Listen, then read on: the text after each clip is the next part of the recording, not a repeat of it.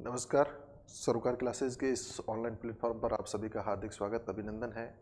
एक सरोकार क्लासेस का जो नया इनोवेशन नए वर्ष में PYQ सीरीज लेकर हम आपके लिए आ रहे हैं। विगत कई परीक्षाओं के अंदर जो प्रश्न पूछे गए हैं भूगोल से संबंधित, उन प्रश्नों की एक PYQ श्रृंखला आपके लिए जो है काफ़ी लाभदायक भी होने वाली है। तो आज हम पहला जो टॉपिक है पृथ्वी की गतियाँ, और पृथ्वी की गतियाँ जो ये टॉपिक है ये रेट में भी है लेवल 2 SST में, और SST सेकंड ग्रेड में भी है, और अभी जो स्कूल व्याख्याता का जो नया सिलेबस चेंज हुआ है उसके अंदर भी ये टॉपिक जोड़ा गया है। तो कुछ RPC ने भी पूछे हैं और कुछ अन्य परीक्षाओं से भी हमने प्रश्न उठाए हैं। तो ये सीरीज शुरू करते हैं, कोशिश करते हैं कि आपके लिए काफ़ी ये लाभदायक होगी। आइए करते हैं पहला प्रश्न।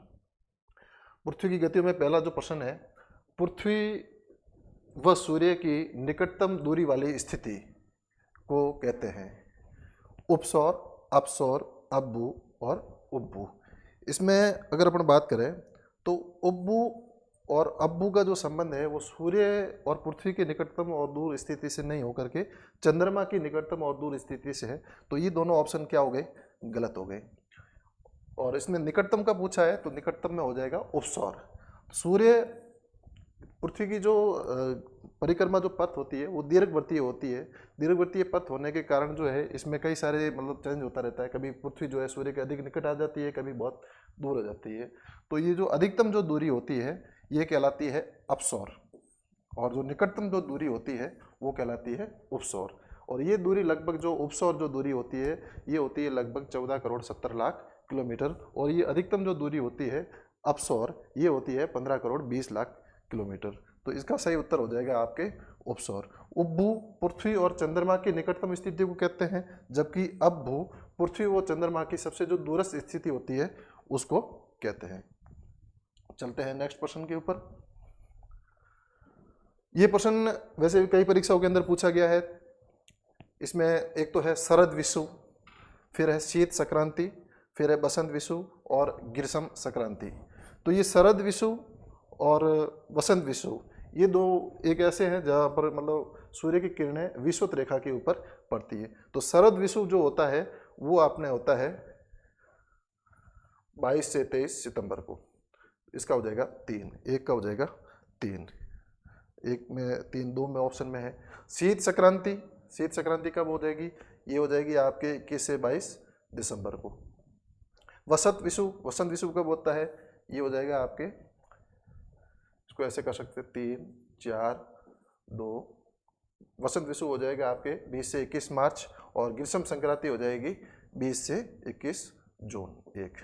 तो इसका सही उत्तर जो हो जाएगा 3, 4, 2, 1। वर्ष भर के अंदर जब सूर्य पृथ्वी जो है सूर्य के चारों ओर परिक्रमा करती है तो उसकी जो अलग अलग स्थितियाँ होती है उनको अलग अलग नाम से जाना जाता है। शरद जो विषुव होता है वो आपके होगा 22 से 23 सितंबर को।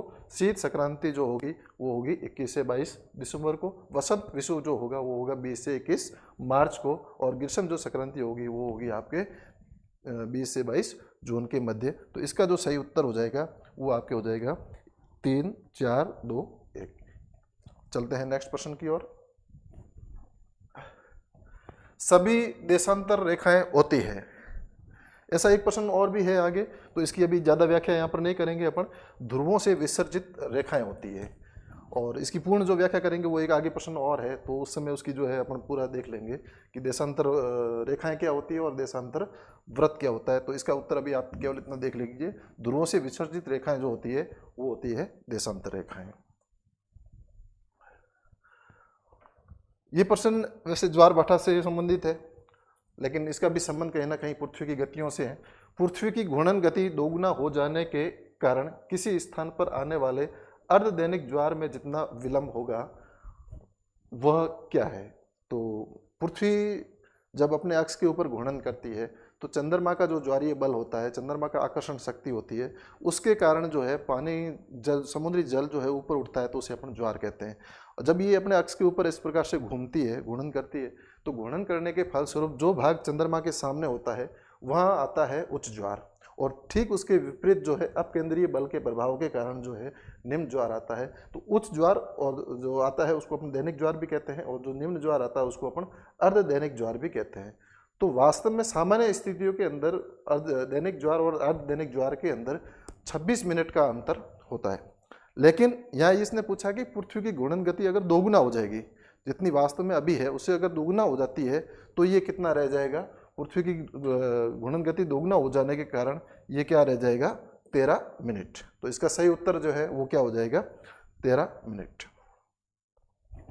नेक्स्ट देखिए, यदि पृथ्वी का अक्ष झुका हुआ नहीं होता तो सूर्य की किरणें लंबवत पड़ती केवल। तो अपन ने देखा होगा, आपने देखा होगा, जैसे मान लीजिए ये पृथ्वी का जो परिक्रमा पथ है और यहाँ पर सूर्य है, तो ये पृथ्वी का क्या है, अक्षीय झुकाव है। अगर ये अक्षीय झुकाव नहीं होता,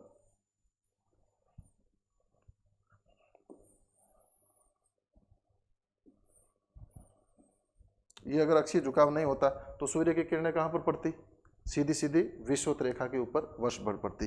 तो ये पृथ्वी का जो अक्षीय झुकाव होने के कारण और परिक्रमण के कारण जो है सूर्य की जो किरणें हैं वो कभी मकर रेखा के ऊपर पड़ती है, कभी करक रेखा के ऊपर सीधी पड़ती है, कभी विषुवत रेखा के ऊपर सीधी पड़ती है। वो अपन ने देख लिया, करक जो ग्रीष्म विषु जो होता है, शरद विषु होता है, उसमें अलग अलग दिनों के अंदर इनकी जो किरणें जो है वो अलग अलग पड़ती है। तो इस प्रश्न का जो है उत्तर वो क्या हो जाएगा, भूमध्य रेखा पर। कर्क रेखा के ऊपर कब पड़ेगी, ये आपको पड़ेगी जब ग्रीष्म विषु होगा तब कर्क रेखा के ऊपर पड़ेगी, जब शीत विषु होगा तो मकर रेखा के ऊपर पड़ेगी। ध्रुवों के ऊपर तो सीधी किरणें कभी पड़ती ही नहीं है, सूर्य की हमेशा क्या पड़ती है, तिरछी किरणें पड़ती है। नेक्स्ट चलते हैं अपन अगले प्रश्न की ओर। यदि ग्रीनविच पर समय प्रातः 6 बजे है तो किस देशांतर पर समय 11 बजे प्रातः होगा। यानी कि समय इसने पूछा है 11 बजे प्रातः का पूछा है, तो समय क्या है, आगे है। तो आपको ध्यान में होगा कि पश्चिम से पूर्व की ओर पृथ्वी अपने अक्ष के ऊपर घूर्णन करती है, तो पूर्व का जो समय है वो हमेशा क्या रहेगा, आगे रहेगा, और पश्चिम का जो समय है वो क्या रहेगा, पीछे रहेगा। तो यहाँ आगे रहा है तो 1 घंटे का जो अंतर होता है वो 15 देशांतर के ऊपर होता है। तो यहाँ पर अगर इसने बात करी है कितनी, समय का अंतर कितना है, 5 घंटे का है, तो 5 इंटू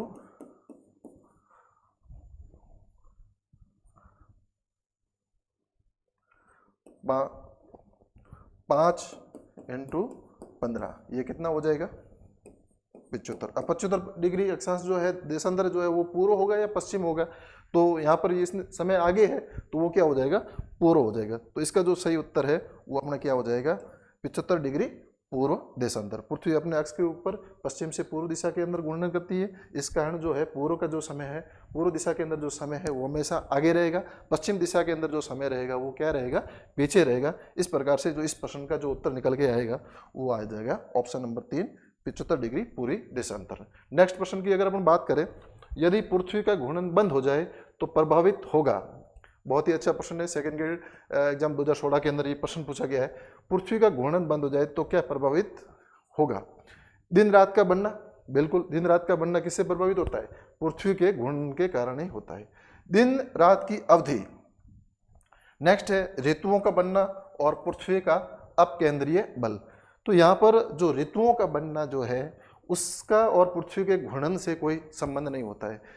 आपको पता होगा पृथ्वी की 2 गतियां होती है, एक घूर्णन गति होती है, एक परिक्रमण गति होती है। तो यहाँ जो ऑप्शन है दिन रात की अवधि, दिन रात की अवधि का संबंध पृथ्वी के घूर्णन से न होकर के पृथ्वी के परिक्रमण से होता है, और ऋतुओं का जो बनना है उसका भी संबंध पृथ्वी के घूर्णन से न होकर के पृथ्वी के परिक्रमण से होता है। तो पृथ्वी का घूर्णन अगर बंद हो जाएगा तो दिन रात का बनना और पृथ्वी के घूर्णन के कारण ही जो है अपकेंद्रीय बल, अपकेंद्रीय बल का जो प्रभाव होता है वो भी किसके कारण होता है, पृथ्वी के घूर्णन के कारण। तो इसका जो उत्तर जो है सही उत्तर जो हो जाएगा वो ऑप्शन नंबर 2 हो जाएगा, ए और डी, यानी कि दिन रात का बनना और पृथ्वी का अपकेंद्रीय बल। और इन दोनों का संबंध किससे हो जाएगा, पृथ्वी के परिक्रमण से। ऋतुओं का बनना और दिन रात की अवधि, इन दोनों का संबंध किससे हो जाएगा, पृथ्वी के परिक्रमण से, और इनका संबंध किससे हो जाएगा, पृथ्वी के घूर्णन से। तो इसका उत्तर जो है वो सही हो जाएगा ऑप्शन नंबर 2, ए और डी। नेक्स्ट प्रश्न की ओर बढ़ते हैं अपन।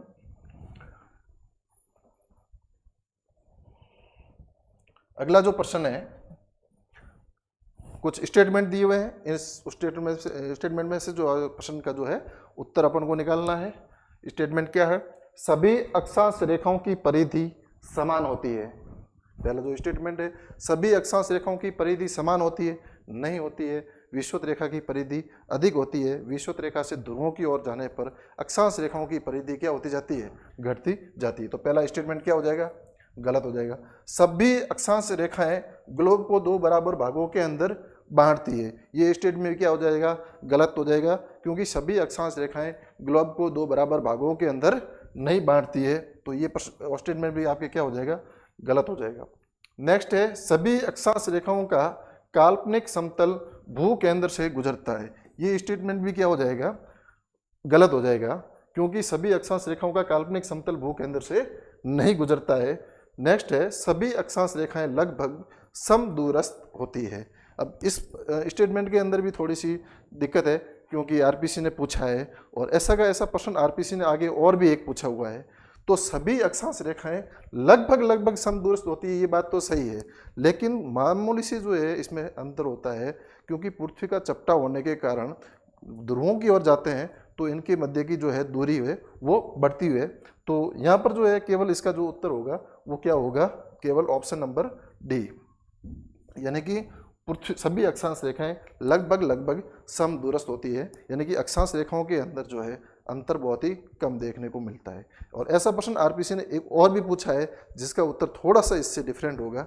अब आरपीसी ने ये गलती की है, आप 11वीं की एनसीईआरटी किताब भी देख सकते हो, उसके अंदर क्लियर एक लाइन लिखी हुई है कि ध्रुवों के चपटा होने के कारण जो है अक्षांश रेखाओं के मध्य की जो दूरी है वो ध्रुवों पर थोड़ी अधिक होती है। हालांकि ये स्टेटमेंट काफ़ी हद तक सही है, सभी अक्षांश रेखाएं लगभग समदूरस्थ होती है।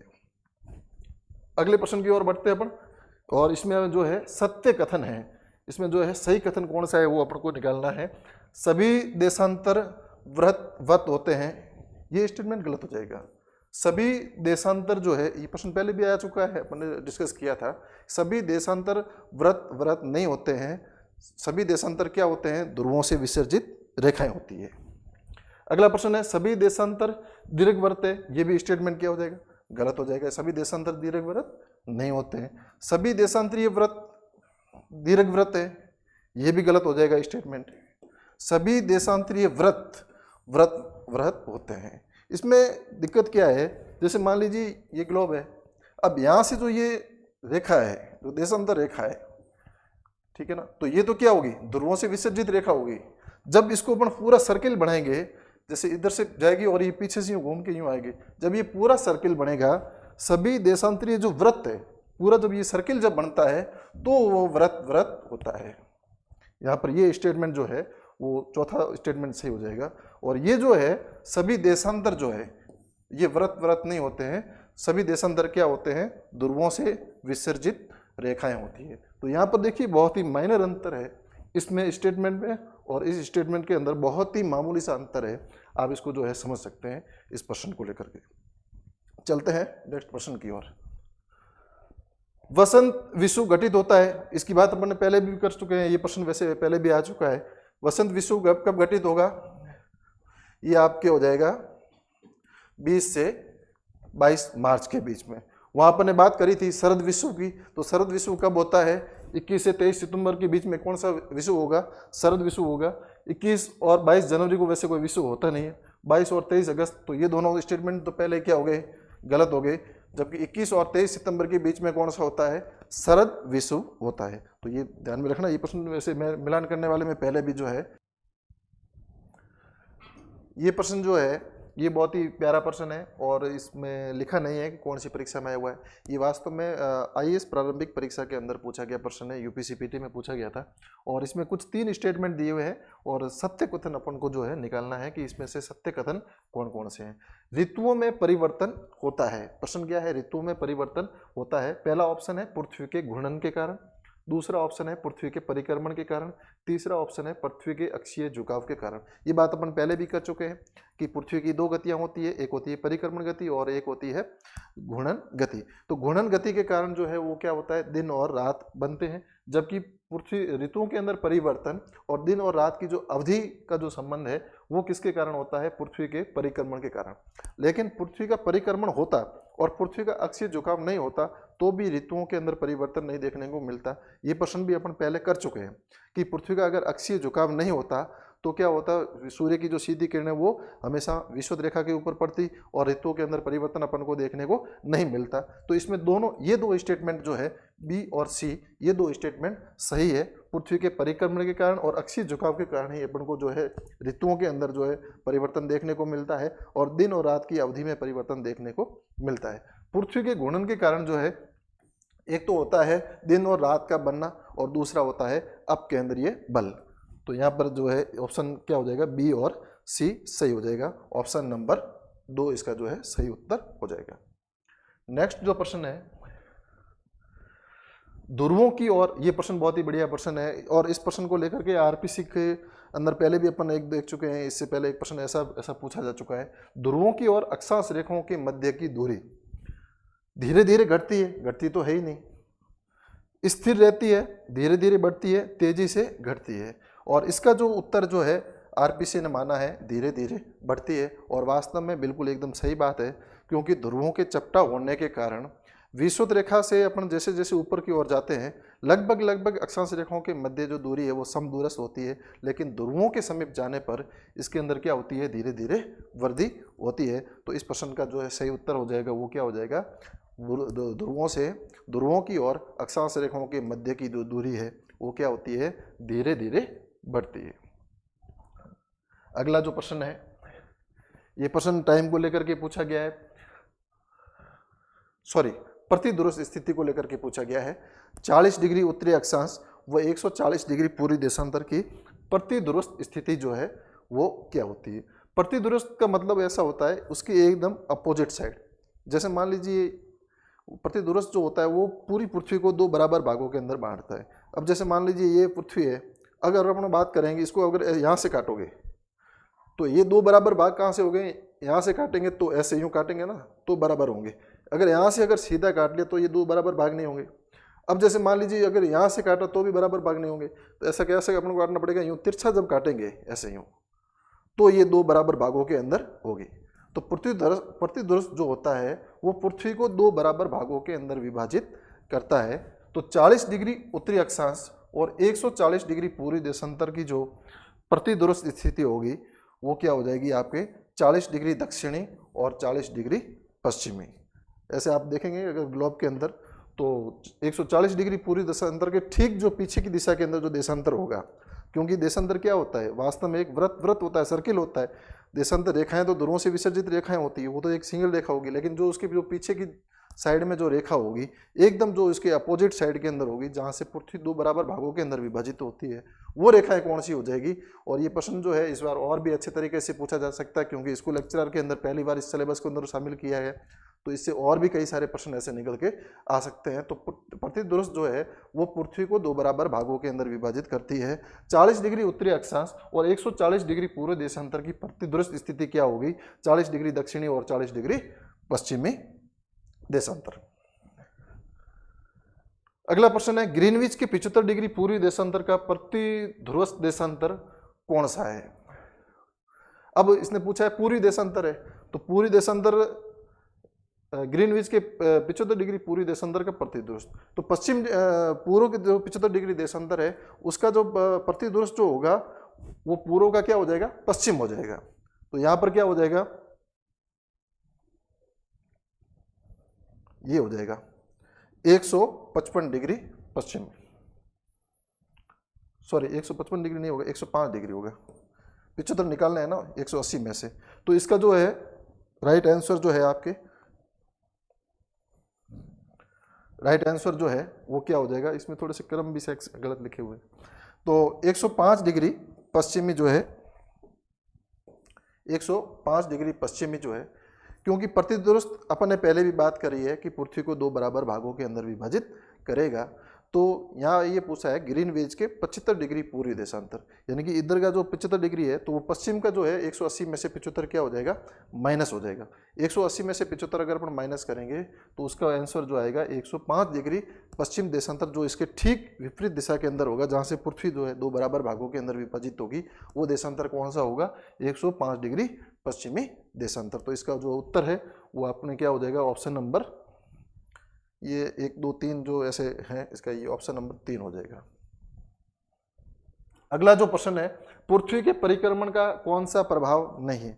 वह ये प्रश्न कई बार रिपीट भी हो रहा है कि पृथ्वी के परिक्रमण के क्या प्रभाव है और पृथ्वी के घूर्णन के क्या प्रभाव है। तो दो चीजें अपन ने देखी थी, ऋतुओं का बनना और दिन रात की अवधि का बनना। ये क्या है, पृथ्वी के परिक्रमण का प्रभाव है। जबकि अपकेंद्रीय बल और दिन रात का बनना, ये किसका प्रभाव होता है, घूर्णन का प्रभाव होता है। तो दिन और रात की अवधि, ये किसका प्रभाव है, परिक्रमण का प्रभाव है। ऋतुओं का परिवर्तन, ये भी किसका प्रभाव है। हवा की पेटियों का खिसकना, ये भी किसका प्रभाव है, पृथ्वी के परिक्रमण का। सूर्योदय, दोपहर और सूर्यास्त का होना, ये क्या है, पृथ्वी के घूर्णन का प्रभाव होता है। यानी कि ये जो है, इसका संबंध जो है वो पृथ्वी के परिक्रमण से नहीं है।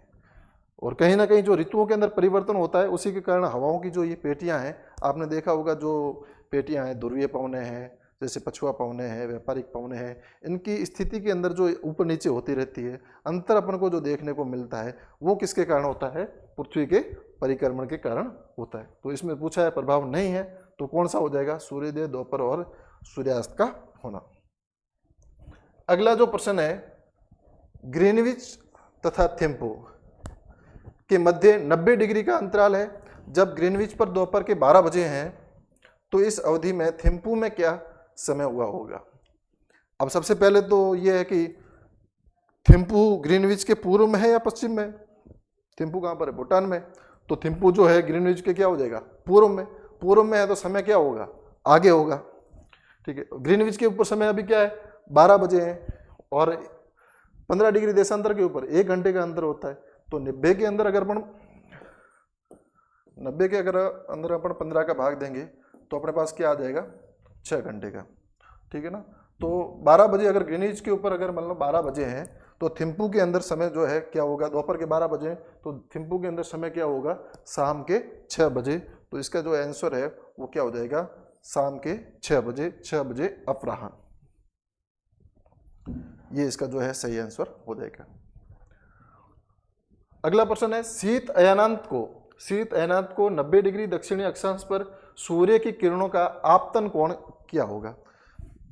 तो इसको जो है आंसर जो है आपके 0 डिग्री नहीं होगा, 47 डिग्री भी नहीं होगा, 66 डिग्री भी नहीं होगा, 23 डिग्री 30 मिनट जो है इसका जो है सही आंसर होगा। क्योंकि शीत अयनांत को जो है सूर्य की जो सीधी किरणें पड़ेगी वो कहाँ पर पड़ेगी, मकर रेखा के ऊपर। मकर रेखा की स्थिति 23 डिग्री 30 मिनट अक्षांश के ऊपर है, और उसके कारण जो है ये जो है आपतन कोण जो है दक्षिण ध्रुव के ऊपर। यहाँ 6 महीने का जो है अभी क्या हो जाएगा, दिन हो जाएगा। आपतन कोण जो है 23 डिग्री 30 मिनट का कहाँ पर पड़ेगा, शीत अयनांत को जो है दक्षिण ध्रुव के ऊपर पड़ेगा। अगला जो प्रश्न है, निम्नलिखित में से कौन सी 5 डिग्री 10 मिनट उत्तरी अक्षांश से 7 डिग्री 50 मिनट उत्तरी अक्षांश के बीच किसी एक मध्यम रेखा के साथ अनुमानित रैखिक दूरी क्या है।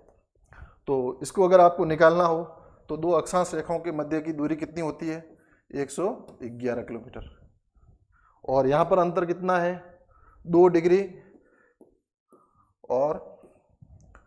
और 40 मिनट का अंतर है। तो 2 डिग्री के तो सीधा अंतर आ जाएगा आपके 222, और ये जो 40 मिनट का जो अंतर आएगा वो आपके आता है, आप सीधा अगर ऐसे भाग दे दोगे 111 भाग 60 तो 74 आ जाएगा। तो इसमें जो है 222 में से 74 अगर आप जोड़ोगे तो इसका जो सही आंसर निकल के आएगा वो आएगा 296 किलोमीटर। तो इसका सही आंसर क्या हो जाएगा, 296 किलोमीटर। दो अक्षांश रेखाओं के मध्य की दूरी हमेशा ध्यान में रखना कितनी होती है, 111 किलोमीटर की होती है। और दो अक्षांशों के मध्य की जो बीच के अंदर जो पॉइंट आते हैं उसको बोलते हैं मिनट, और ये मिनट होते हैं दो अक्षांश रेखाओं के मध्य कितने, 60। तो यहाँ पे ध्यान में रखना इन दोनों का जो अंतर है वो कितना है, 2 डिग्री और 40 मिनट का अंतर है। और दो अक्षांश रेखाओं के मध्य की दूरी कितनी होती है, 111 किलोमीटर। इस हिसाब से जो इसका आंसर जो है निकल के आएगा वो क्या आएगा, 296 किलोमीटर। अगला जो प्रश्न है, पृथ्वी के घूर्णन का सबसे प्रमुख प्रभाव क्या होता है। तो ये बात अपन पहले भी कर चुके हैं, ऋतु में परिवर्तन नहीं होता है। ऋतु में परिवर्तन किसके कारण होता है, पृथ्वी के परिभ्रमण के कारण। दिन और रात का होना बिल्कुल सही बात है, दिन और रात का किसके कारण होते हैं, घूर्णन के कारण। हवाओं का चलना, हवाओं के चलने के अंदर दूसरा प्रभाव किसका ज़्यादा होता है? हवाओं के चलने में प्रभाव जो है वो हो जाएगा दाब का सबसे ज़्यादा होता है। ग्रीष्म ऋतु का लंबा होना, ग्रीष्म ऋतु भी लंबा होना, ये भी किसका कारण है? परिक्रमण के कारण। तो यहाँ पर क्या हो जाएगा इसका उत्तर? दिन रात का होना। और अपकेंद्रीय बल दूसरा सबसे ज़्यादा इसने पूछा है, तो क्या हो जाएगा इसमें? दिन रात का होना ही इसका सबसे प्रमुख कारण हो जाएगा। पृथ्वी तथा चंद्रमा की अधिकतम दूरी की अवस्था क्या कहलाती है? अपन पहले भी ये प्रश्न पूछा जा चुका है, अपसौर, उपसौर, अब्बू और उब्बू। अपसौर और उपसौर का संबंध किससे है? पृथ्वी और सूर्य की अधिकतम और निकटतम दूरी को कहते हैं। अपसौर और उपसौर किसे कहेंगे? पृथ्वी और सूर्य। और अब्बू और उब्बू का संबंध किससे है? चंद्रमा से है। तो इसने क्या पूछा है? अधिकतम दूरी का पूछा है, तो क्या हो जाएगा? अब्बू। अगर निकटतम दूरी का पूछता तो क्या हो जाता? उब्बू। तो इस प्रश्न का जो सही आंसर है वो क्या हो जाएगा? अपभू। निकट अधिकतम दूरी क्या हो जाएगी? अपभू। कोरोलिस बल विषुवत रेखा के ऊपर होता है। कोरोलिस इफेक्ट या कोरोलिस प्रभाव, इसकी उत्पत्ति पृथ्वी के घूर्णन के कारण होती है। अगर इसका कारण पूछ ले कि कोरोलिस बल जो है वो किस कारण से होता है, तो ये ध्यान में रखना किसके कारण होता है? पृथ्वी के घूर्णन के कारण होता है। और कोरोलिस बल जो है ये पृथ्वी विषुवत रेखा के ऊपर शून्य होता है। विषुवत रेखा से ध्रुवों की ओर जाने पर कोरोलिस प्रभाव के अंदर वृद्धि होती जाती है। और कोरोलिस प्रभाव सर्वाधिक कहाँ पर होता है? कोरोलिस प्रभाव सर्वाधिक जो होता है वो होता है ध्रुवों पर। तो इसका जो है उत्तर जो है वो क्या हो जाएगा? शून्य। कोरोलिस बल विषुवत रेखा के ऊपर क्या होता है? शून्य होता है। विषुवत रेखा से ध्रुवों की ओर दूरी जाने पर जो है कोरोलिस बल के अंदर वृद्धि होती है। यही कारण है कि जो है ये ध्रुवीय पवने, व्यापारिक पवने, पछुआ पवने जो है इनकी जो है मोड़ जो है वो भूमध्य रेखा के समीप कम होता है। और जैसे जैसे अपन भूमध्य रेखा से ध्रुवों की ओर जाते हैं उसके अंदर जो है वो वृद्धि होती जाती है। तो ये थे कुछ PYQ जो पिछली परीक्षाओं के अंदर आए हुए प्रश्न थे। और इसी प्रकार से हम कुछ और प्रश्न जो है आगे भी ऐसे एक श्रृंखला लेकर आ रहे हैं जो PYQ सीरीज है। और आप पढ़ते रहिए। और बहुत अच्छे जो है हम आपके लिए एक और श्रृंखला जो है प्रश्न लेकर आ रहे हैं नेक्स्ट वीडियो के अंदर। धन्यवाद।